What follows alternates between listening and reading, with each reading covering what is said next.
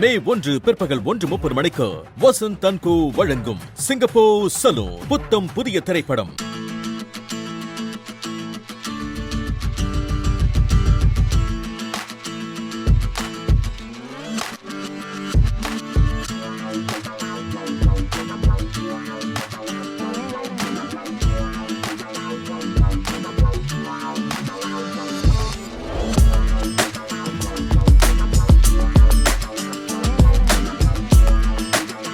வணக்கம் நண்பர்களே, இன்னும் ஒரு இனிய காலை பொழுதில் தீதும் நன்றும் நிகழ்ச்சியில் உங்களை சந்திப்பதில் மிக்க மகிழ்ச்சி அடைகிறேன்.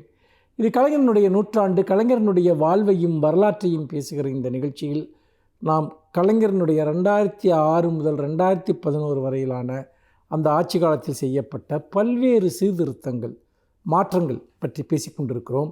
அது தமிழ்நாட்டை ஒரு நவீன தமிழ்நாடாக மாற்றுவதற்கு, ஒரு சமூக நீதி மிக்க மாநிலமாக மாற்றுவதற்கு கல்வி, சுகாதாரம் மற்றும் சமூக நலத்திட்டங்களின் மூலமாக எத்தகைய மாற்றங்களை கலைஞர் கொண்டு வந்தார் என்பதைத்தான் இந்த நாட்களில் நாம் பேசி கொண்டிருக்கிறோம். அந்த வகையில் நாம் கடந்த 2 தினங்களாக கலைஞரனுடைய கல்வி புரட்சி, அந்த காலகட்டத்தில் கலைஞர் மேற்பட்ட கல்வி புரட்சியை பற்றி நாம் பேசினோம்.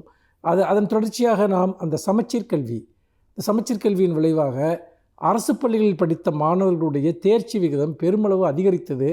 திமுக 2011 ஆட்சிக்கட்டில் விட்டு இறங்கிய போது அந்த முதல் சமச்சீர் கல்வி வாயிலாக மாணவர்கள் தேர்வு எழுதிய மாணவர்களுடைய முடிவுகள் அனைவரையுமே ஆச்சரியத்திற்கு உள்ளாக்கின. ஒரு மிகப்பெரிய ஒரு மாற்றத்தை அந்த சமச்சீர் கல்வியினுடைய அந்த முடிவுகள் நமக்கு சுட்டிக்காட்டின.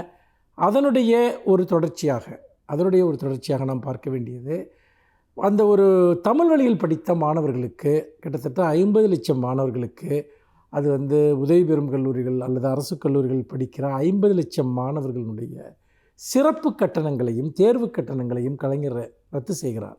தமிழ் வழியில் கல்வியை ஊக்குவிப்பதற்காகவும், தமிழ் வழியில் படிக்கக்கூடிய மாணவர்கள் பெரும்பாலும் சமூக ரீதியாக பின்தங்கிய சமூகங்களிலிருந்து வரக்கூடியவர்களாக இருப்பதன் காரணமாகவும் அந்த சிறப்பு கட்டண ரத்து என்பது அவர்களுக்கு ஒரு பெரும் நிவாரணமாக இருக்கிறது.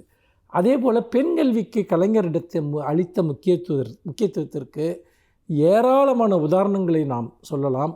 அப்படிப்பட்ட ஒரு திட்டத்தில் ஒன்றுதான், அதாவது பெண்களுக்கான உயர்கல்வி படிக்கக்கூடிய இளங்கலை படிக்கக்கூடிய அரசு கல்லூரிகள் படிக்கக்கூடிய மாணவிகளுக்கு கல்வி கட்டணம் ரத்து செய்யப்பட்டிருந்தது.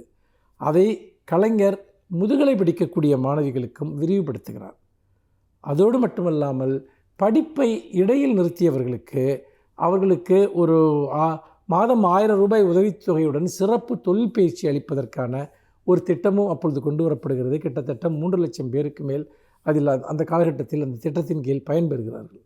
நீங்கள் இப்படி ஒவ்வொன்றாக நீங்கள் எடுத்துக்கொண்டு பார்த்தீர்கள் என்று சொன்னால், உயர்கல்வியில் பல்வேறு விதமான, அதேபோல் முதல் தலைமுறை பட்டதாரிகளாக கல்லூரிக்கு வரக்கூடியவர்களுக்கு கல்வி கட்டணம் ரத்து என்கிற ஒரு புரட்சிகரமான திட்டத்தையும் கலைஞர் கொண்டு வருகிறார். ஏனென்றால் அந்த முதல் தலைமுறை பட்டதாரிகள் என்பவர்கள் காலகாலமாக அவர்களுடைய பெற்றோர்கள் படிக்கவில்லை, அதற்கு முந்தைய அவர்களுடைய தாத்தாக்களோ பாட்டிகளோ யாருமே படிக்கவில்லை என்ற நிலையில் முதலில் ஆரம்ப கல்வியை கலைஞர் வலுப்படுத்துகிறார். ஆரம்ப கல்வியிலிருந்து மேலெழுந்து வரக்கூடிய மாணவர்கள் அவர்கள் உயர்கல்விக்கு செல்வதில் பொருளாதார ரீதியாகவோ சமூக ரீதியாகவோ எந்த தடையும் இருந்துவிடக்கூடாது என்பதற்காக என்னென்ன தடைகள் எல்லாம் இருந்தது, நுழைவுத் தேர்வு ஒரு தடையாக இருந்ததா, அதை ரத்து செய்வோம். அதே போல் பொருளாதாரம் அவர்களுக்கு ஒரு சிக்கலாக இருக்கிறதா, அவர்களுடைய முடிந்த வரைக்கும் அவர்களுடைய கல்வி கட்டணங்களை ரத்து செய்து அவர்களை படிப்பதற்கு ஊக்கமளித்தல்.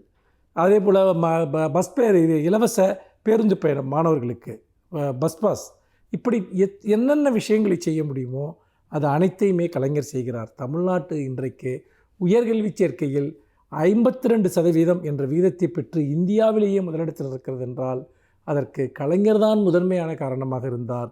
உயர்கல்விக்கு இருந்த அத்தனை தடைகளையும் நீக்கினார்.